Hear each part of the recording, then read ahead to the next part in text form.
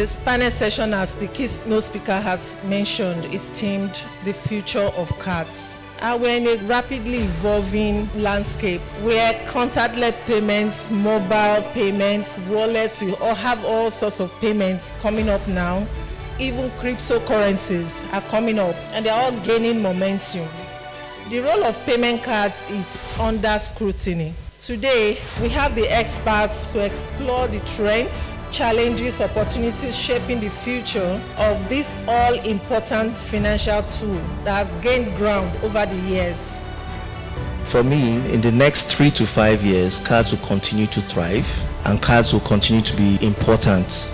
The question is how far we wish to gaze into the future. There are so many things that we're doing with cards right now, and the future of cards being that cards will shed their physical plastic skin and then move on to embedded finance, being on phones and the likes. You're going to have it on your wearables, even your watches, your ring. So we're going to see a lot of instances where the card is now going to become invisible. The future of cards, therefore, is that cards will remain with us, but it doesn't have to be plastic.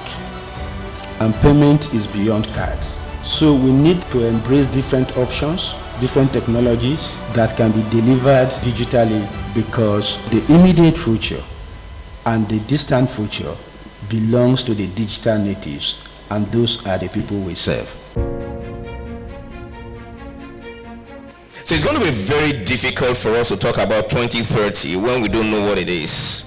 And to make this conversation very simple, it will just be about what's the national payment system vision. Every one of us as ecosystem players must be able to see ourselves and where we connect. And like I said, I believe CeBIH is flying a kite, and I know the CBN, as ever responsive, will definitely be cooking something behind the scene.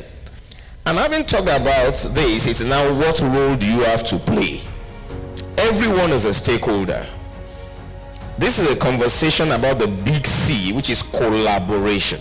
And it's interesting to note that the 6th president of CeBIH, Dr. Stanley Jacobs, is the current 3rd president of FinTech Nigeria.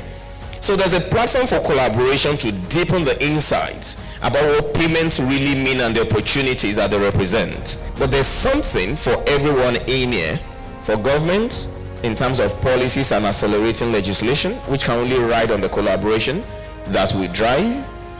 For the private sector, the only I that's missing there, it says innovate and expand. You need to invest. And for citizens, we are the ones who take this to them. There's no way things will work that people will not take it on. And that is the opportunity we have. Without collaboration, we are not here. We cannot be here. And that is one of the things that we need to applaud CeBIH for as well. They've shown in the industry, they're leading the industry right and bringing people together to talk about problem solving, talk about the major industry issues that needs to be resolved. There's still a lot for us to do, and there are roles for different people in the economy. For the citizens, and I picked this from Jeremy's presentation, by the way.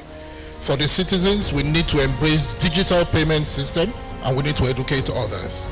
So your house girl that goes to the market and draws cash, she should attempt transferring money. For private sector, we need to innovate. We also need to expand adoption. For the government needs to drive policies and also invest in infrastructure. We can only all get better for it. Thank you very much and good afternoon.